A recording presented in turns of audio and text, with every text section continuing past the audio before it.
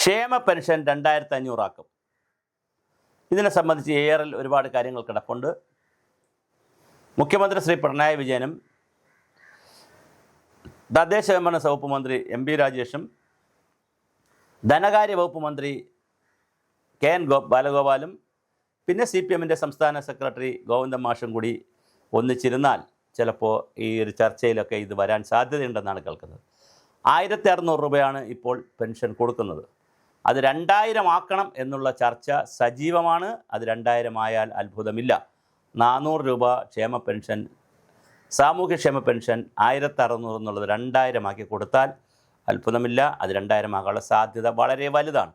പക്ഷേ അത് ഇടതുപക്ഷ ജനാധിപത്യ മുന്നണിയുടെ മാനിഫെസ്റ്റോയിൽ പറഞ്ഞതുപോലെ 2500 ആക്കുക എന്നുള്ള ഒരു ചർച്ചയും നടക്കുന്നുണ്ട്. കാര്യം തെരഞ്ഞെടുപ്പിൽ ആൻറ്റി ഇൻകംബൻസ് ഭരണവിരുദ്ധ വികാരം എന്തെങ്കിലും ഉണ്ടെങ്കിൽ അതെല്ലാം മാറിപ്പൊക്കോട്ടെ. പണ്ട് കിറ്റ് കൊടുത്തിട്ടാണ് അധികാരത്തിൽ വന്നു എന്നൊരു ആക്ഷേപമുണ്ട്. അതുകൊണ്ട് ഇനി കിറ്റ് കൊടുക്കുന്നില്ല. പകരം ഇതുപോലത്തെ ക്ഷേമ പ്രവർത്തനങ്ങളും ക്ഷേമ പൈസയും ഒക്കെ കൂട്ടിക്കൊടുത്തുകൊണ്ട് പറഞ്ഞതുമായി മുന്നണിയുടെ മാനിഫെസ്റ്റോയിൽ പ്രകടനപത്തിൽ പറഞ്ഞതുമായി കൂട്ടിക്കൊടുത്തതുമായി ഫലവും കിട്ടും. ഒരു വെടിക്ക് 3 പക്ഷി. അതിൻ്റെ പറഞ്ഞത് ചെയ്തു എന്ന് പറയാം, അതിൻ്റെ റിസൾട്ട് കിട്ടും കൂട്ടിയതുമായി.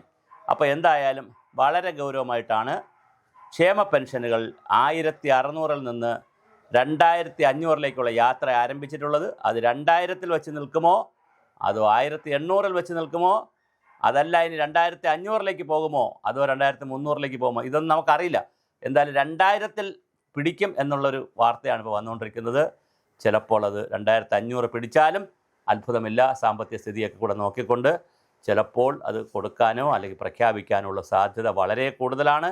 ഒരു ഗഡുവെങ്കിലും ഇലക്ഷന് മുമ്പേ കൊടുക്കാനും സാധ്യതയുണ്ട്. കാരണം പഞ്ചായത്ത് തെരഞ്ഞെടുപ്പ് വരികയാണ്. അതിനു മുമ്പേ ഇത് കൊടുക്കാനുള്ള എല്ലാ സാധ്യതയുമാണ് കാണുന്നത്.